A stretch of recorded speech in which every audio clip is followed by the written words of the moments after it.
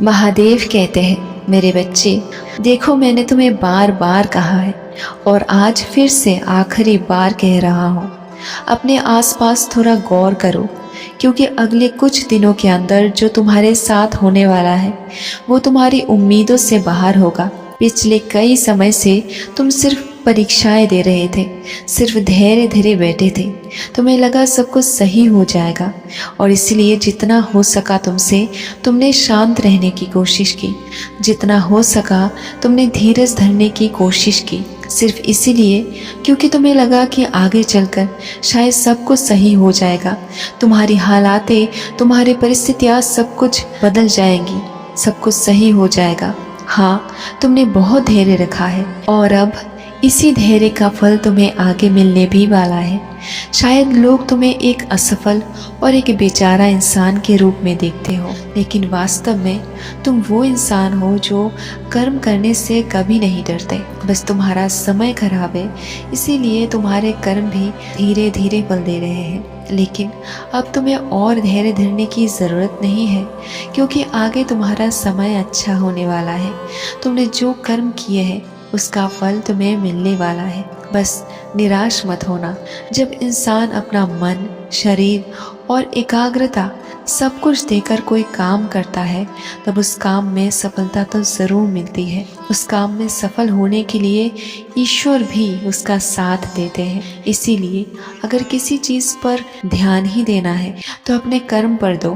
तुम्हारे कर्म ही तुम्हारा जीवन बदल सकता है, ये बात सदैव याद रखना। महादेव कहते हैं, मेरे बच्चे, तुम्हारे बारे में ये कोई नहीं जानता कि तुम्हारे मन की गहराई में क्या छुपा है। तुम लोगों को दिखाते कुछ और हो, लेकिन तुम वास्तव में हो कुछ और। कोई तुम्हारे मन के इस भाव को समझ नहीं पा रहा कि किस हालत में हो तुम।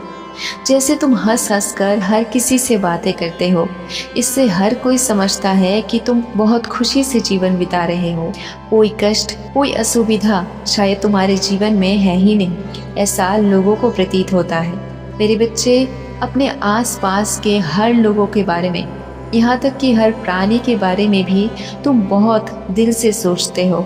तुम्हारा स्वभाव ही ऐसा है कि कोई तुमसे नफरत ही नहीं कर सकता, लेकिन फिर भी कुछ लोग तुमसे बहुत ज़्यादा जलते हैं। संसार का नियम ही ऐसा है कि अच्छे लोगों का ही सबसे ज़्यादा लोग बुरा करना चाहते हैं। तुम्हारे आसपास ऐसे ही लोग हैं जो तुम्हें ईर्ष्या करते हैं। तुम्हारी उन्नति और तुम्हारी भलाई वो सह नहीं पाते। कई बार तो तुम्हें इन लोगों की वास्तविकता ज्ञात भी हुई है, लेकिन फिर भी तुम उन्हें अनदेखा करते आए हो, क्योंकि तुम नहीं चाहते कभी इन लोगों के लिए तुम्हारे परिवार में अशांति फैले, और इसीलिए हमेशा तुम सब कुछ जानते हुए भी अनजान बनकर बैठे रहे।